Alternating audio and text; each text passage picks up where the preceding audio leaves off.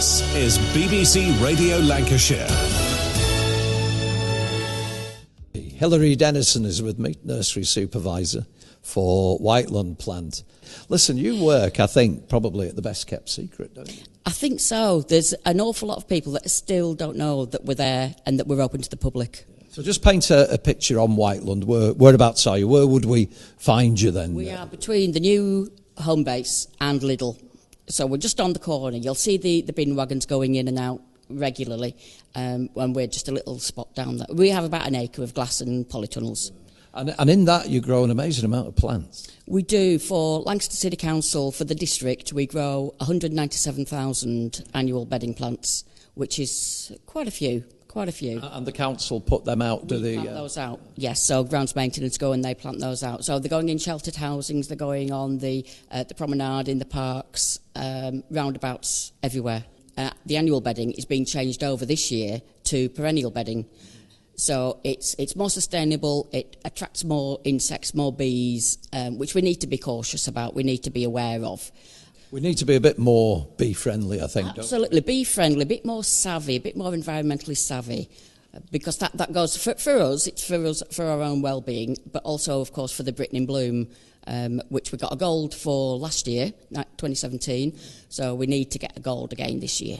We're coming into summer, aren't we? So when did you plan all the beds? We actually start hands-on in February. So you have your summer long before us? Absolutely, yeah. I'm fed up of it now. I'm tired of it all. If I see another geranium this year, well. And you're also a training centre as well, so tell us what goes on there. We take young people, we do some school work, and we've got a group of cubs coming in tomorrow night. We've got 26 cubs coming in tomorrow night because they've got an allotment. And they want to learn a bit more about how they can work on the allotment, how they can be, again, more sustainable. So we're going to do some seed sowing and planting with them.